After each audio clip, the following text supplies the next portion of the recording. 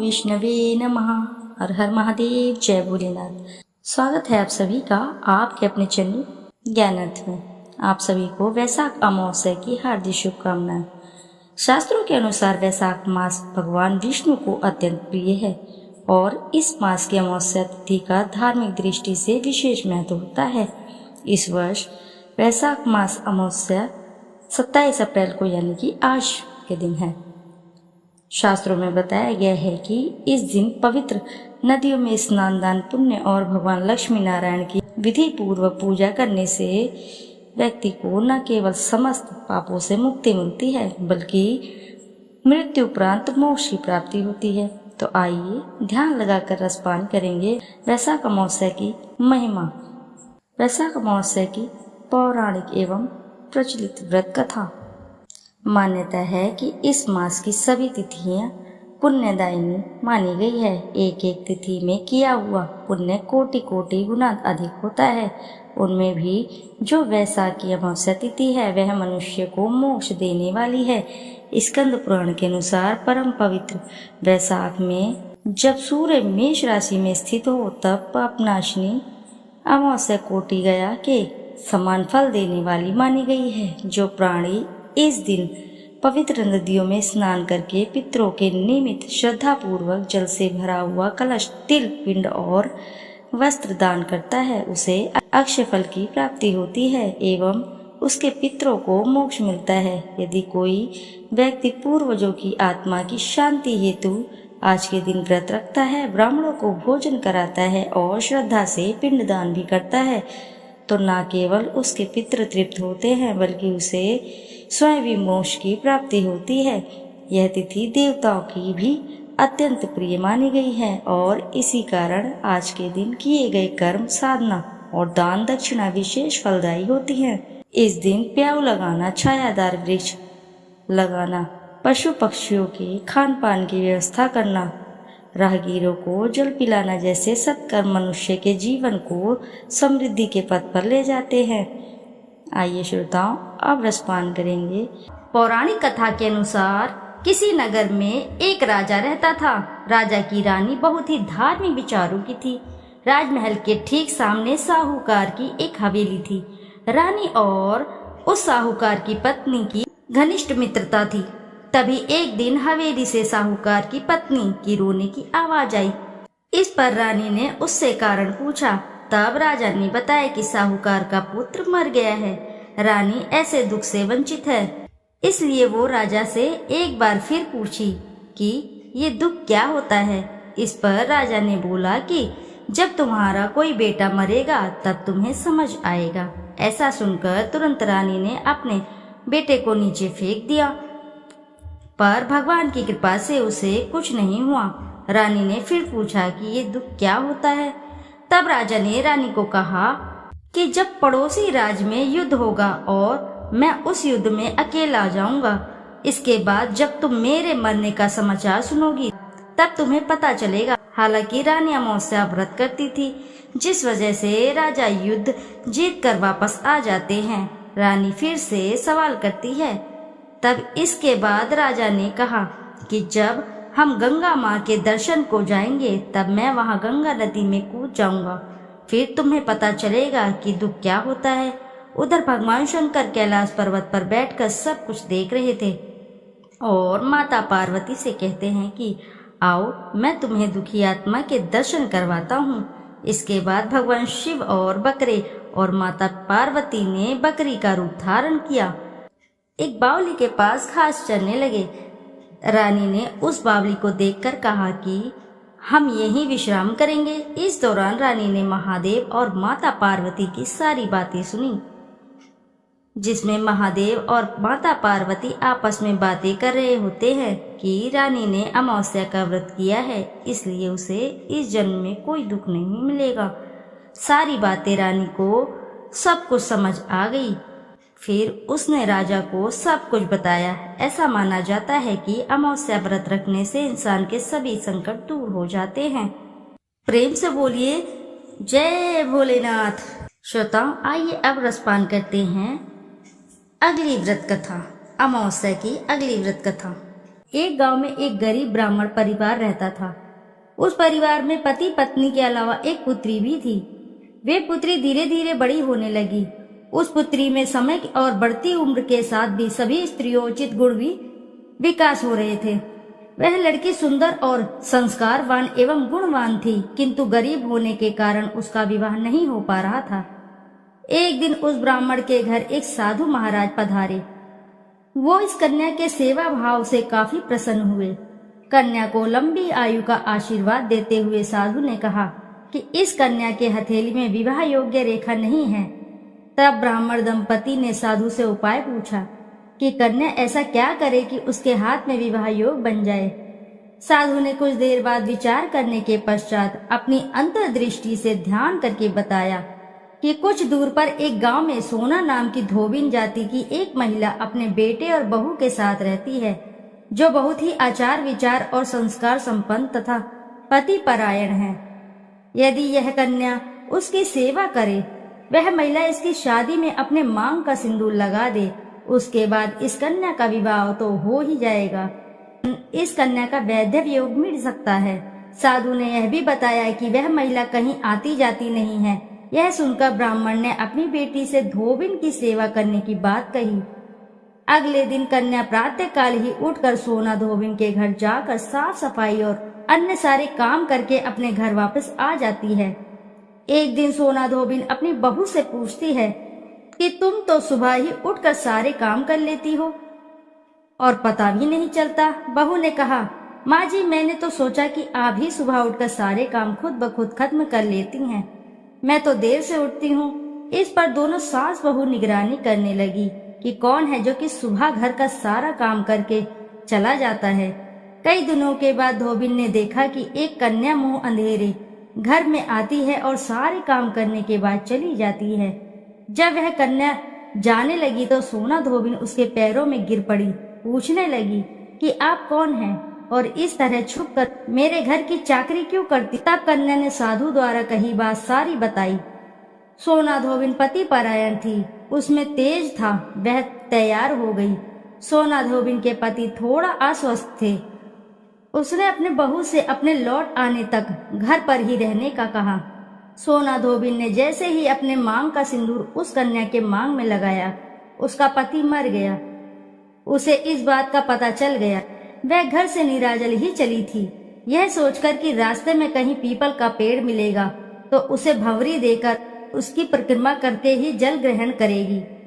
उस दिन सोमवती अमावस्या थी। ब्राह्मण के घर मिले पुए पकवान की जगह उसने ईंट के टुकड़ों को 108 बार भंवरी देकर 108 बार पीपल के पेड़ की परिक्रमा की और उसके बाद जल ग्रहण किया। ऐसा करते ही उसके पति के मुर्दा शरीर में वापस जान आ गई।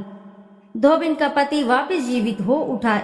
इसीलिए सोमवती अमावस्या के दिन से शुरू करके जो भी व्यक्ति अमावस्या के दिन भंवरी देता है, उसके सुख और सौभाग्य में वृद्धि होती है।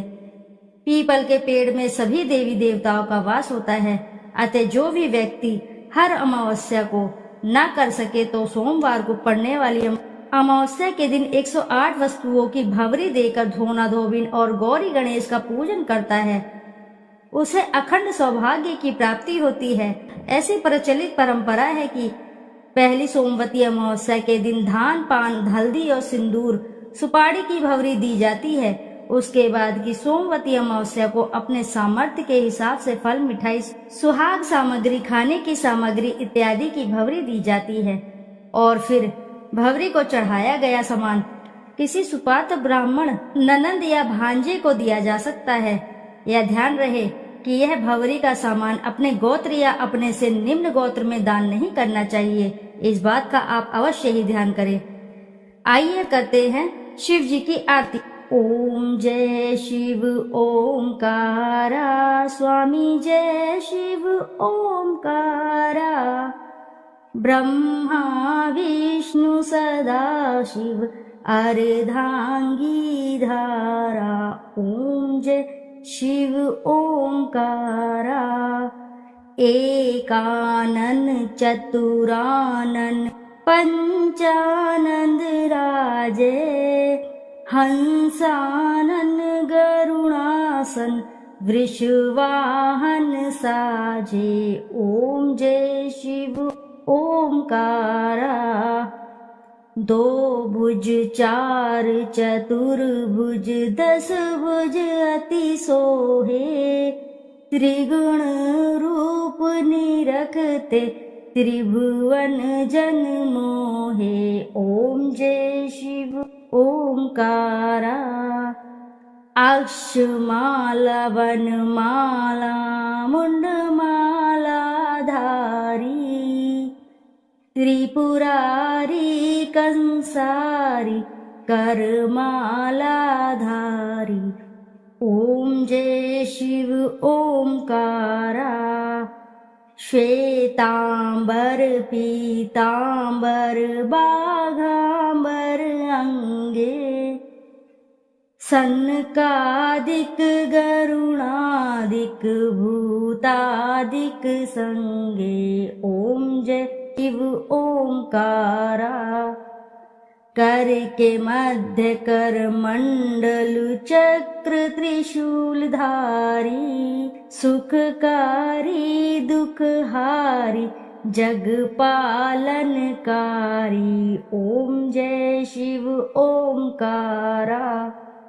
ब्रह्मा विष्णु सदा शिव जानत अविवेका।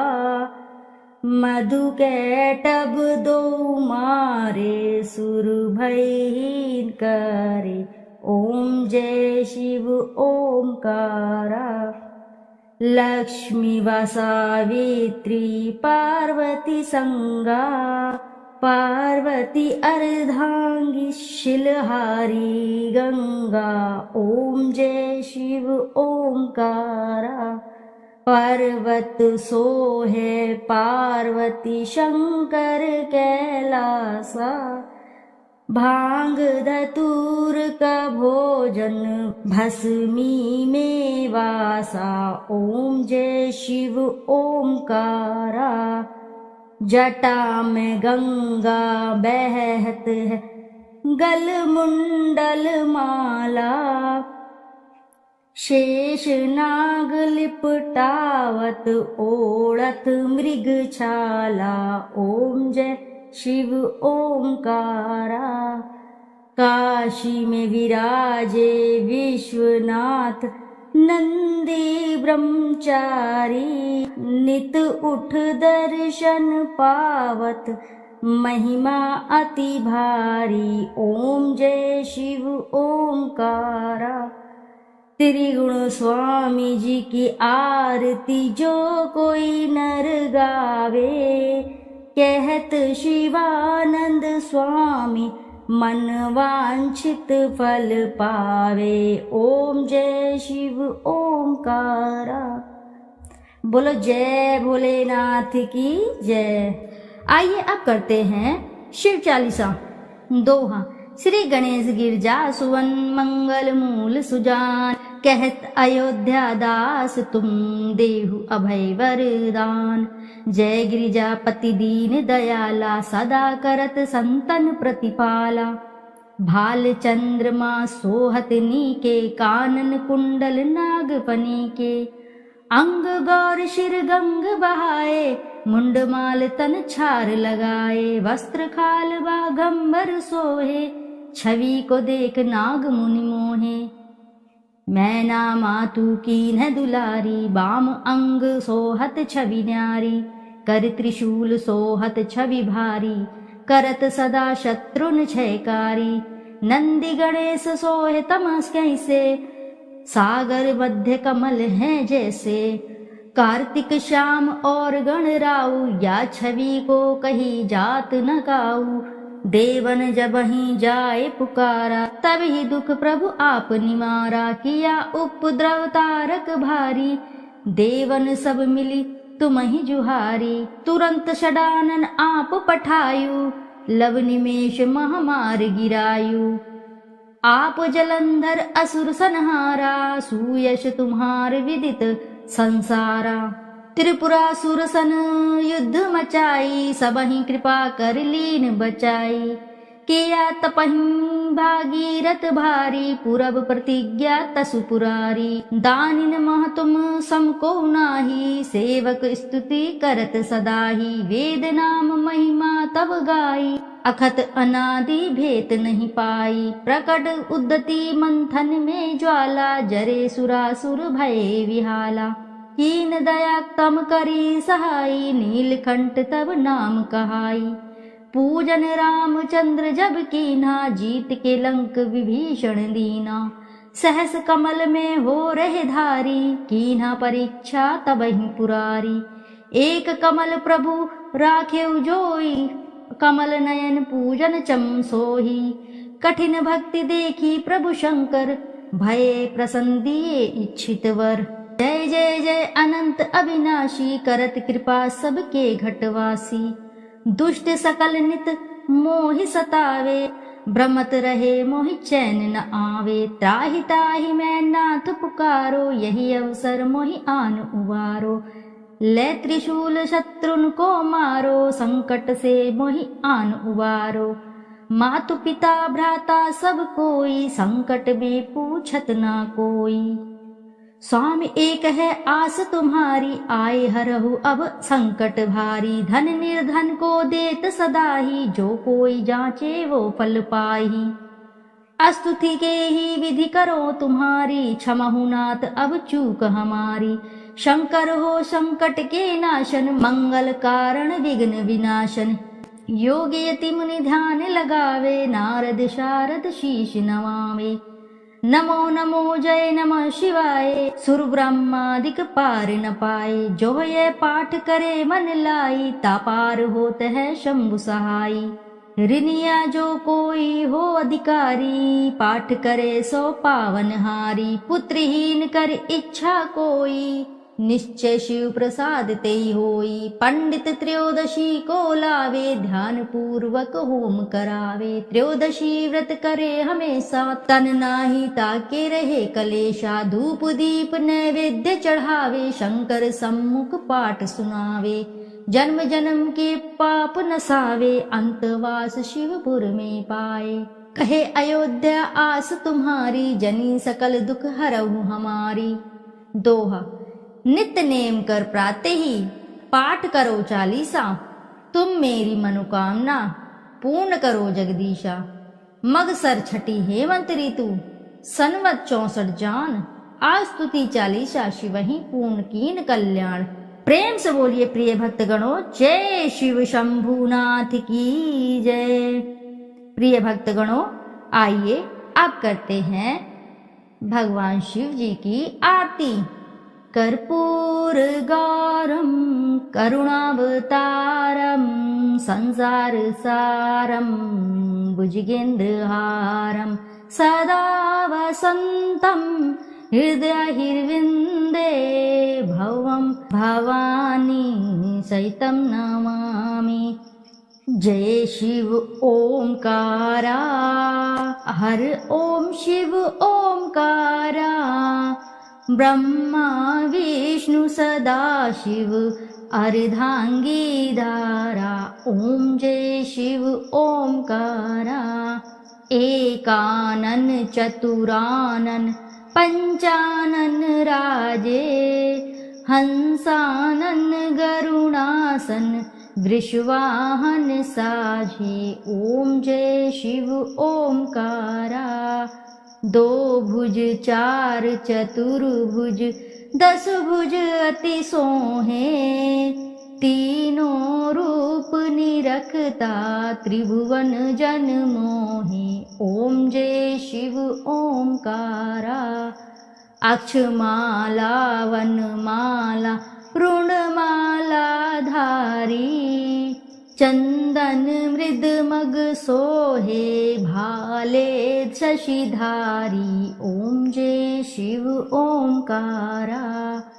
श्वेतांबर पीतांबर, बाघांबर अंगे। सनकादिक ब्रह्मादिक, भूतादिक संगे। ओम जय शिव ओंकारा। प्रभु जय शिव ओंकारा। करके मध्य कमंडल चक्र त्रिशूल धरता, जग करता जग भरता जग संहार करता। ओम जय शिव ओमकारा, ब्रह्मा विष्णु सदा शिव जानत अविवेका, प्रमाण अक्षर मध्ये तीनों एका। ओम जय शिव ओमकारा, काशी में विश्वनाथ विराजत नंदी ब्रह्मचारी, नित उठी भोग लगावत महिमा अति भारी। ओम जय शिव ओमकारा, त्रिगुण शिव जी की आरती जो कोई नर गावे, कहत शिवानंद स्वामी मन वांछित फल पावे। ओम जय शिव ओमकारा, जय शिव ओमकारा, हर ओम शिव ओमकारा। ब्रह्मा विष्णु सदा शिव अर्धांगी धारा, प्रभु अर्धांगी धारा, प्रभु अर्धांगी धारा। ओम जय शिव ओमकारा, प्रभु जय शिव ओमकारा। प्रेम से बोलिए प्रिय भक्तगणों, जय शिव शंभुनाथ की। प्रिय भक्तगणों, यदि आपको कथा अच्छी लगी है तो वीडियो को जरूर लाइक करें, साथ ही चैनल को सब्सक्राइब करें और एक बार अपनी सच्ची श्रद्धा से कमेंट बॉक्स में जरूर लिख दें, हर हर महादेव, जय भोलेनाथ। फिर मिलते हैं आपसे अगली कथा में, जब तक के लिए नमस्कार श्रोताओं।